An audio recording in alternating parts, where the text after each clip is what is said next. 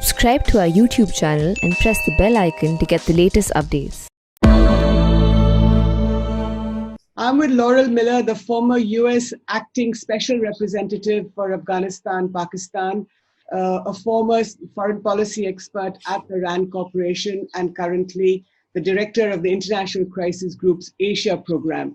And Zahid Hussain, one of Pakistan's best-known journalists, a former correspondent of the Times London, the Wall Street Journal, and several other former foreign publications, writes a highly read column at the Dawn newspaper, and just very recently has written a book called No-Win War, The Paradox of US-Pakistan Relations in Afghanistan Shadow. Welcome, Laurel Miller and Zahid Hussain, to ThePrint. Thank you. So we are talking now about the Afghanistan-Pakistan region. This month, on the 1st of May, the American forces finally began to leave Afghanistan after America's longest war, 20 long years. But we're also going to mark the 10th anniversary of the killing of Osama bin Laden, as well as the 20th anniversary of the killing of Ahmed Shah Massoud. Massoud, as we know, was killed, assassinated just 2 days before the 9/11 incidents that shook the world 20 long years ago. And today in Afghanistan, it's almost like every day there's a news story. In the US, you've had the US House of Representatives Foreign Affairs Committee has just had a hearing on Afghanistan, at which Zalmay Khalilzad, the US Special Representative, has spoken very authoritatively. So Laurel, your first comments on the evolving situation in Afghanistan and what the US role has been. Well, I mean, first of all, I think we see a deteriorating security situation in Afghanistan. It's not a particular surprise to many analysts who have been predicting that as the US began to withdraw, we would likely see the Taliban look to capitalize on that development. And, from the Taliban's perspective, there's a logic from their perspective. I'm not saying I agree with it, but there's a logic from their perspective to making a push militarily to see how they really stand up against the Afghan government forces in the absence of American direct military backing for Afghan forces. How that's going to turn out, I think there are a lot of questions and we can discuss them, but I think it's unsurprising that we are already seeing and will continue to see a big push militarily by the Taliban, who are feeling quite confident. So I think we can expect, and unfortunately Afghans need to brace themselves for what is probably going to be an intensifying conflict. Right. Just some figures that I was looking up, and both Afghans and the Americans, of course, but primarily the Afghans have paid a huge price in this 20-long-year war. And just some figures: since 2001, 47,245 Afghan civilians have been killed, including 72 journalists and 444 aid workers. And I think aid workers are not just Afghans, but international aid workers as well. 2.7 million Afghans have been forced to flee abroad, another 4 million dispersed internally. And in terms of American deaths, 2,400 odd US troops have been killed, 20,000 wounded. And the US has spent a total of $2.26 trillion. Now that's, Zahid, that's enough. I think that's the GDP perhaps of a middle-sized country. So in your view, how does Pakistan look at this, and what are your first comments on the situation? Well, actually, this is a very uncertain situation in Afghanistan. It was expected that after 20 years of war, the US is pulling out, and that would leave a huge vacuum. Whatever happens in Afghanistan will have a direct bearing on Pakistan. And we have seen over the last 40 years that conflict in Afghanistan has spilled over well inside Pakistan. And so Pakistan sees it with apprehension as well as with some hope. Apprehension that obviously if the civil war, a new civil war starts in Afghanistan. It's already a civil war-like situation. But if situation worsens, then obviously it will lead to several things. Number one, actually, Pakistan, as we have seen in the past, will be sucked into the situation much more deeply. It's already there, but particularly what it fears that it may lead to some more refugees coming into Pakistan. And the other thing is that Afghanistan, as we know, that is not just the internal problem of Afghanistan. Over the last so many years, we have seen that external factors impact in Afghanistan's conflict. So in a way, actually, if there is no political settlement is reached in Afghanistan, then obviously all the neighboring countries and surrounding countries could get involved, which will make the situation worse. Right, but Zahid, it's you're saying that Pakistan will get sucked into this civil war-like situation which already prevails. I feel that Zahid is treating Pakistan a bit of like a victim. Well, we can all be victimized by our own behavior. I mean, it's not. I don't think it's either or that Pakistan suffers or it bears some responsibility for the situation. I think it can be both. The American officials now are stressing that Pakistan is being cooperative with the effort to try to still, in this period of withdrawal, to try to negotiate a political settlement in Afghanistan. American officials are saying that Pakistan is complying with American requests for support with its diplomatic efforts. But what does that mean? I have no information to the contrary, but I think that it's possible to do more than one thing at the same time and to hedge your bets even while supporting diplomatic solutions, which may fail, which probably will fail. Right. You're saying the diplomatic solution will fail? Well, I think the diplomatic solution needs to be tried, unquestionably, but it's a very, very hard thing to do. So I think even in the best of circumstances, you had to regard achieving a political settlement as not the most likely scenario. And we're no longer in the best of situations with the American withdrawal and the ways in which that changes the incentives of the parties and not in a particularly favorable direction. Okay, so Zahid explained to me, 20 long years ago when soon after 9/11, when the US sort of enters the war in Afghanistan, and this is a cliche, of course, that has sort of resounded over the years, which is a Taliban commander saying famously or infamously that you have the watches, but we have the time. So 20 long years after the Taliban are on the verge of returning to power in Afghanistan, would you agree? No, I don't think they are on verge of returning to power. It's a very delicate balance. Yes, obviously, one can say that this was a no-win war. And so after 20 years, one could see that it was America has not won this war. If they are not defeated, but they have not won this war.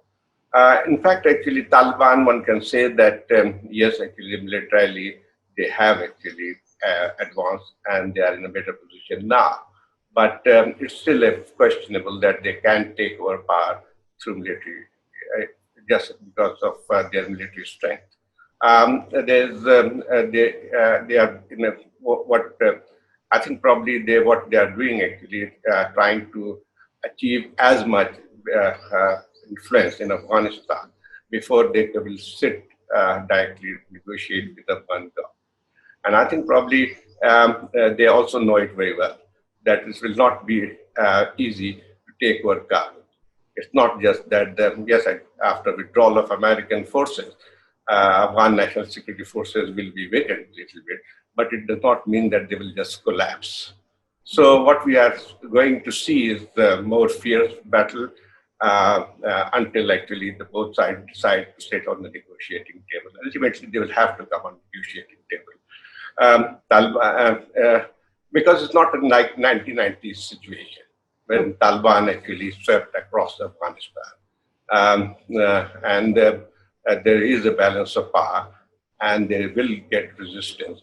So I think what I see the scenario is that I agree with that, Laurel, that there will be more fighting, more actually bloodshed, and ultimately they will come or realize that they cannot fight forever.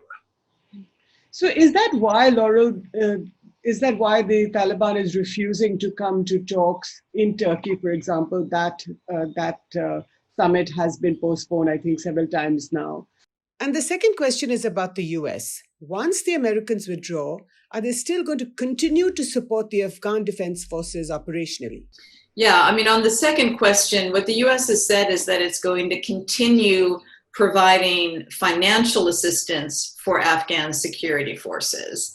Now, for how long, that's ultimately up to Congress, not up to what the administration's policy is. But I would expect, at least for the near term, for that to continue. What was clarified at the hearing, and it's been a little unclear until this point, is that there's no intention on the US part to provide active operational military support for the Afghan government. So there's not going to be any flying in of drones and bombers to support them in their operations. I would say there's still a little bit of fuzziness even on that, in that there is a US plan to engage in counterterrorism operations from what is called over the horizon, from bases and locations outside of Afghanistan. And until this point in Afghanistan, there has been a not perfectly bright line distinction between what is counterterrorism and what is support for Afghan forces in counterinsurgency, given some mingling of the people and militants involved. So we'll have to see how that goes, but there was a clear signal of limitations. On the question of why are the Taliban not showing up, it's hard to be certain what the answer is. I mean, my view is you always have to be a little humble about assuming you know what's going on inside an insurgent group whose leader was dead for 2 years before the rest of us knew it. So they're pretty good at keeping secrets and being opaque when they want to be.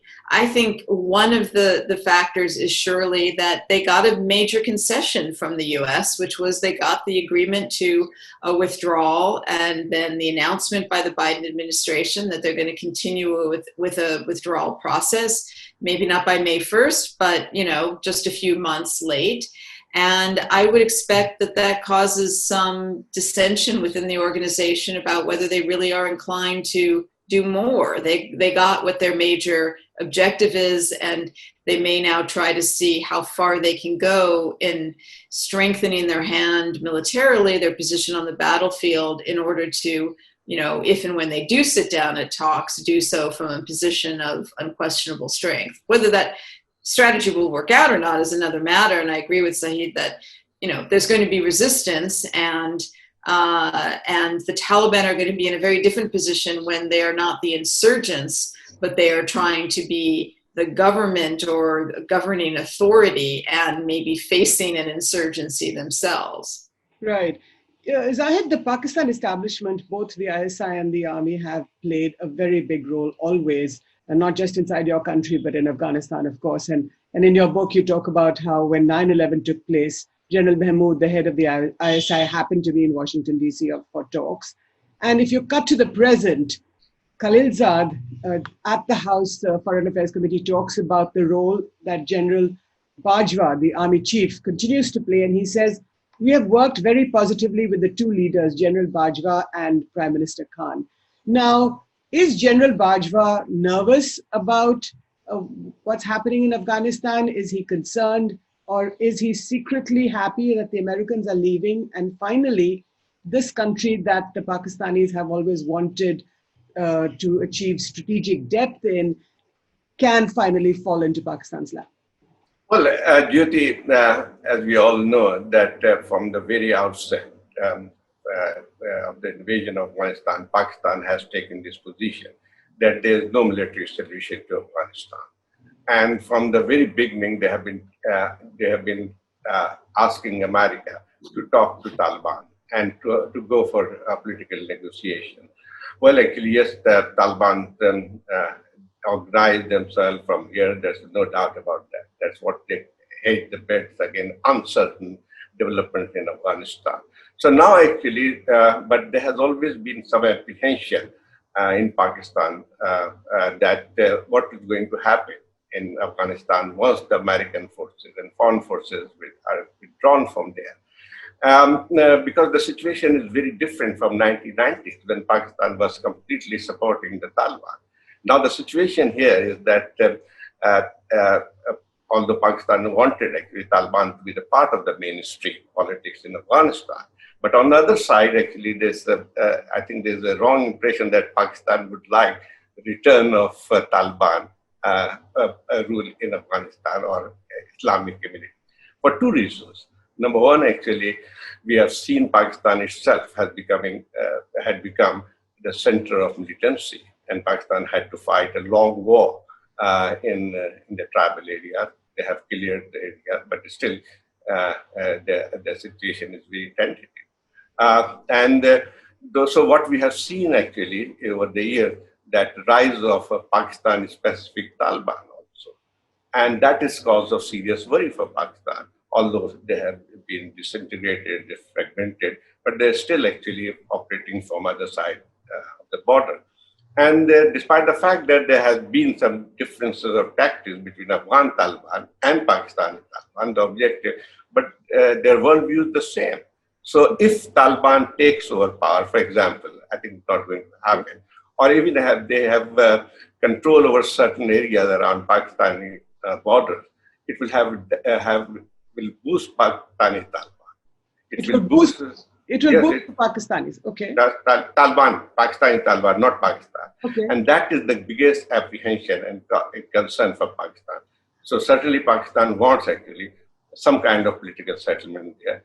That's why actually they will also push Taliban to come on negotiating table, because it will also in Pakistan's interest. But there's a big question mark also: how much leverage does Pakistan have on Taliban? If you see actually over the years, Taliban have also become very, they're very shrewd negotiators, and also actually over the years, actually since the talk with the Americans, they have gained international recognition. They have actually gone a new confidence. And so whatever Pakistan delivered earlier, because quite a lot of Taliban leaders were operating for Pakistan, and that was a kind of leverage Pakistan could always use. But now actually what I feel that leverage has become much less. So, would you agree with that, Laurel, that Pakistan's leverage over the Taliban has diminished? It's very hard to judge, in my view. I mean, that is something that one hears often from the Pakistani side, and not even recently. I mean, going back in time when, if it's diminished, you can at least say that the Pakistani officials have been using the talking point for a long time, perhaps pre-diminishment. I think what is clear to me, and Pakistani officials have often said this in a way that I think you can take it face value. It's clear to me that Pakistan is not going to fight the Afghan war on Pakistani soil. Those are words I've heard from Pakistanis. So use leverage, use influence, use pressure, sometimes use force to keep Taliban in line, to send a message, sure. But there's a limit to how far they will go, because Pakistan doesn't see it as in its interest to fight the Afghan war on Pakistan soil. So they're not going to make an enemy of the Taliban. And so within that limitation, that parameter, there can be a debate and there can be limitations on what their leverage is. I mean, if I know this, then the Taliban knows it even better than I do, that there are limits to how far Pakistan will go. And so that gives them some room for maneuver within those parameters. Right. I would say Zahid, I think, is quite right about Pakistan from the very beginning telling the Americans you need to talk with the Taliban. You need from the very first days after 9/11, there are declassified documents that say, fine, Americans, you're telling us we're with you or against you. We're with you, but, you need to have an inclusive government in Kabul, which means include the Taliban in the government. They've been saying that from the beginning. And so it's not particularly surprising that Pakistan is being more helpful with the peace process now by American standards. It's because the American policy has moved closer to the Pakistani policy. It's not because the Pakistani policy has moved closer to the American policy. Yeah, that's really interesting. And Zahid, the question to you, and I was reading your book, and there's a really fascinating chapter about how Osama bin Laden was found and killed by the American forces. So the big question that we have debated for the last several years in India, we all know who killed Osama bin Laden, but did the Pakistanis know or didn't they? Well, actually, yes, actually, he was killed in Pakistan. Everybody knows about it. That's not, but a big question mark is still actually whether they knew about it. I think nobody in America. What do you think, Zahid? I don't think Pakistan knew about Osama bin Laden, some people say that Pakistan was protecting Osama bin Laden. I think that's not correct. There may be actually certain elements who would have known that, and I think probably I've written also that how the Americans got help from some of the people in Pakistan. So what I feel actually that yes, it was a hugely embarrassing for Pakistan when he was found. Osama bin Laden was found, and there's still debate going on whether Pakistan knew about it or whether Pakistan was accomplice or it was just intelligence failure. And it will keep haunting Pakistan for a very, very long time. But I think one thing when we talk US-Pakistan and alignment or the alliance which emerged after 9/11 has a different, yes, actually Pakistan did actually help Americans greatly in fighting Al-Qaeda. Most of the Al-Qaeda leaders were captured in Pakistan in a joint operation between CIA and ISI. But yes, actually, as far when it came to the Taliban, there was a huge, differences between Pakistan and the United States, and that's what we have seen throughout the year. There was a bit of cooperation when it came to fighting Al-Qaeda, but certainly there was a huge reservation by the Pakistani side when it comes to fighting Taliban. So, Laura, the same question to you on the death of Osama bin Laden. Do you think the Pakistanis knew? I think that if there had been an American assessment that they knew, it would have come out. Mm-hmm. So I infer from that, or I think one can infer from the public record that that's not the conclusion that the American side reached. After all of this, 10 years, the number of people who were involved and spoken about it, I think that assessment, if it existed, would have come out. I mean, whether Pakistan knew, I think, is also a question of, well, who do you mean in Pakistan? It's also possible some people knew and other people didn't know. And I don't have any information about that. I'm just saying I don't assume that it's entirely monolithic. But I also, it's not I think about all the assumptions that are made about the Americans and the CIA, must have perfect knowledge of everything, and how wrong that often is. That knowing that inclines me to believe that it is perfectly possible that a tremendous amount of human error allowed this not to be known. I don't believe that there's any reason to just assume there was perfect knowledge on the Pakistani side. Right, because there are in the last several years, for example, Steve Call's book called Directorate S, which he talks about, and he says that within the ISI there is this one sort of section or department which knew and which assisted the Americans in the capture of Osama bin Laden, but other parts of the ISI didn't know that this directorate was doing this. And then, of course, I had General Asad Durrani, the former head of the ISI, who, of course, is in some trouble now with their own establishment. He has indicated more than once that there was no way that the Americans could have come into the country if the radars were knocked down and things like that. So I guess this is a question that will haunt not just you, but also India.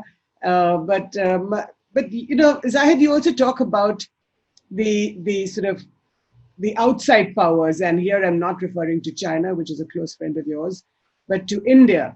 And in your view, do you think that the expanding influence in Kabul, Indian influence in Kabul post 9/11, has also sort of had an effect on the way Pakistan has dealt with its Afghan problem? Hugely. In fact, actually, that was one of the major reasons for Pakistan's reservation on fighting the Taliban, or basically, in a way, providing sanctuary to Taliban. That was one of the major reasons. But explain to me. Are you saying? Yes. That's what I'm saying, that it is correct, actually, that Indian influence in Afghanistan has been one of the major reasons for Pakistan to continue support to some extent the Taliban. Certainly, Indian factor has been a major reason for Pakistan's policy on Afghanistan. No, but to give sanctuary to the Taliban leaders, in the Quetta Shura or in Miram Shah and Karachi, which was flooded with Taliban. No, it's not like giving sanctuary, but certainly its policy on Afghanistan throughout this period for 20 years was also dictated largely because of India's presence in Afghanistan. And that's a fact, actually. But I don't understand why, because if Afghanistan and India, two sovereign nations, want to have an independent relationship. No, I'm not. Why is Pakistan so insecure about it? No. I'm not saying I'm justifying it. What I'm saying, actually, this is the fact. Actually, when you and I'm asking you to explain that. Let me look. What happened after 9/11? After the fall of Taliban, the party which came to power or brought into power after Bonn Agreement was Northern Alliance. So if you see the historical polarization in Afghanistan through that period, that Pakistan was supporting Taliban. On the other side, the so-called Northern Alliance was being supported by India, Iran, and later on CIA also supported it. So when the Northern Alliance took over power in Kabul, it was, it was hostile relationship between the two, and obviously, a Northern Alliance means actually that Indian influence will actually increase, and that's what exactly Pakistan's concern from this actually is the old apprehension or concern of being surrounded from the threat from eastern border and also western border. So that was actually one of the major reasons for Pakistani military establishment to actually continue or whatever actually to have this kind of reservation about fighting Taliban, and that's the thing. And still actually that will continue to haunt, continue to shadow the future of Afghanistan. Probably that has been the history. If you could see that between the two countries. So I think that's a fact. Laden, you've covered this, the Afghanistan, Pakistan, India triangle, if you like, for several years, if not decades. How do you see this now, 20 long years after 9/11? How do the Americans look at this? With frustration, that it was certainly my sense when I was in government, and I don't expect that this has really changed, that Pakistan had an exaggerated perception of what India was doing in Afghanistan, and even the scope and extent of the Indian presence and involvement in Afghanistan. And on the other hand, it was unfortunate that India didn't really see a good reason to try to, disabuse Pakistan of that exaggerated notion. I mean, from Pakistan's perspective, and even to a certain extent objectively, what real reason is there for India to be involving itself very much in Afghanistan, if not to annoy Pakistan. Now, I'm not saying to encircle Pakistan, to open a second front, or anything to that degree. And as I said, I think Pakistan's perceptions of Indian presence and motivations in Afghanistan are exaggerated. But on the other hand, why do something that is provocative to your neighbor when there isn't really a lot of gain for it other than being provocative, in my view? I mean, yes, you can say two countries can have sovereign relations. Well, sure, but it's still a choice what you're going to do and not do, and how much. India was being unnecessarily provocative. It's sort of unnecessarily making a point of the relationship between India and Afghanistan that is difficult, although exaggerated in Pakistan's perception, even objectively, right, is a little bit difficult to see as at least not having a component of wanting to kind of poke at Pakistan. Sure. And, perhaps there's some schadenfreude on India's part when Donald Trump, the former president, talked about this sort of trust deficit with Pakistan. And I think, India, the government was perhaps quite pleased about that because of the India-Pakistan sort of deep-seated rivalry. But do you feel, Laurel, you've worked across two presidential administrations, that this so-called trust deficit with Pakistan comes and goes? And what is it at the present moment? The U.S. and Pakistan trust deficit? Oh, it's there for sure. I don't think it comes and goes as much as it's perceived as coming and going. What comes and goes is how the U.S. manages that trust deficit, how what it thinks it needs and wants from that relationship, or what concerns it has about Pakistan and frankly, Pakistan's stability and Pakistan's role in regional stability. So the policy approaches ebb and flow, but the sort of foundational mistrust, I think, cuts across administrations in a pretty consistent way. So last questions to both of you. Zahid, to you, this fundamental mistrust that Laurel is talking about, does Pakistan feel that it's done so much and it's still mistrusted by the Americans? Or has Pakistan not made up its mind? What does it really want with Afghanistan? And No. Yeah, go ahead. I think if you analyze the relationship between the two countries over the last 20 years, it has been one of the oddest relationships, one could say.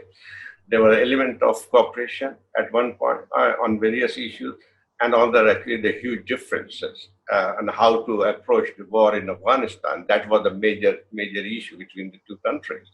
But despite all the differences, there were also a convergence of interest between the two countries that Afghanistan war should be settled somehow. This is between US and Pakistan. Yeah, I'm talking about US and Pakistan. And that's what actually kept this relationship going on, despite all those problems which has come actually. At one point it's saying that we were on the breaking point, and very soon we saw each other cooperating. So I think probably there's what I always believe, that it was never been a strategic relationship between the two countries. I'm talking about after 9/11. It was very transactional relationship from the outset, and it will continue like this. So, Laura, today, when this fundamental differences in approach that Zahid is talking about, do the Americans fear, or do you believe that today, once the Americans exit, the Pakistanis are going to return to sleeping with the Taliban in Kabul, expanded influence of the Pakistanis in Kabul? I don't know that the current administration, I mean, look, I think you have to see the decision to withdraw as acceptance on the American part of the possibility that the Taliban will come back to power in Afghanistan. I mean, the American officials have put out, have been clear that they see that that's a risk and a possibility, not a preference, not desirable, but possible.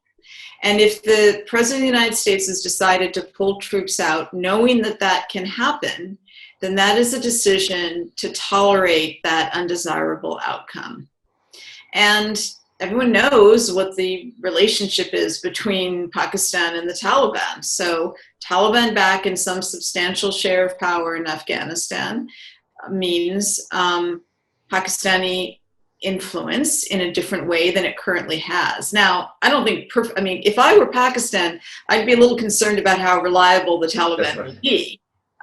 So, you know, they may not be as grateful as we assume that they will be towards Pakistan. And so it's a little complicated. And I think also, you know, Pakistani officialdom is smart enough to appreciate that a total Taliban control of Afghanistan is not a stable outcome.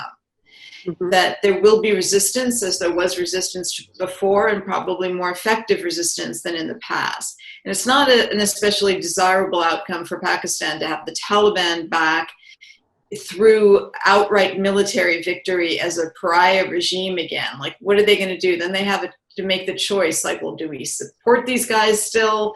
Then that hurts our credibility, or, you know, do we cut them off? Like, I mean, that's a hard choice. So I think it's fair to accept what Pakistan says, that their preference is a negotiated solution that is accepted by enough Afghans. Getting that to happen is a difficult proposition, but, you know, you can. I'm not saying that the United States is going to walk away from the diplomacy in Afghanistan. I don't see that as happening, but they definitely have made decisions which mean according a greater degree of influence and control to the regional countries, especially Pakistan, over whatever the end game is here. And they've made a decision, as I said, to tolerate the possible outcome of a Taliban return to dominance. Right. And absolutely the last question or comment, if the two of you have, is on China. Zahid and Laurel. Zahid, do you have a comment on China? The Chinese have been very, very quiet, you know, across these several rounds of negotiations and talks, whether in Moscow or in Pakistan as well, or in the US. What do you think? What is the role? Well, China has interest in whatever happens in Afghanistan, because it will also if not directly, but indirectly, is going to affect the region as well as China. Okay. So China is in a quite a good position over the years, that it has good relations with the Afghan government, and as well as with Taliban. And Pakistan. And Pakistan, obviously. Pakistan is a different, I'm talking about in just context of Afghanistan. Yeah. And I think probably that's one of the reasons why they could arrange meetings in Ranchi, the first of this kind of meeting between, it was unofficial and formal, but Taliban leaders met with the Afghan government's representative there. Mm-hmm. So China has not taken an overt position. Like, it's not like they're calling for Taliban to take over. I think there is also apprehension across the region that return of Islamic Emirate will not be good for the region. And so I think probably that's a general consensus. Yes, actually, they will all like the Taliban to become the part of the mainstream. They would like Taliban to join the political process in Afghanistan. Right, but none of them would like the return of Islamic Emirates, that kind of Emirates which existed before 9/11. Laurel, you have the last word on China. Yeah, I would just say, and this doesn't only apply to China, when you're not the central player or one of the central players, you have the luxury of not having a very clear policy. And, you know, China would prefer stability in Afghanistan. I think they would like an outcome that is satisfactory for Pakistan's interest because of their relationship with Pakistan.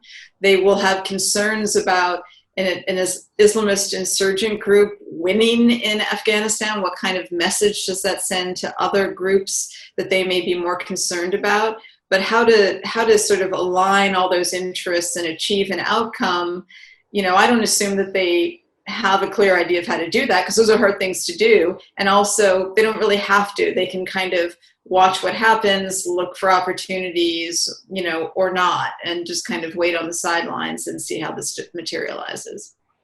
Right. Thank you both so much for your time. We haven't discussed the political situation inside Afghanistan, Ashraf Ghani, Hamid Karzai, Dr. Abdullah, and how that will unfold, but maybe we will leave that for another discussion. And meanwhile, here in Delhi, of course, we will watch very, very closely what's happening in Kabul, as well as in Islamabad and in Washington, D.C. Thank you so much, Laurel Miller and Zahid Hussain, for speaking to The Print. Thank you. Thanks for having me.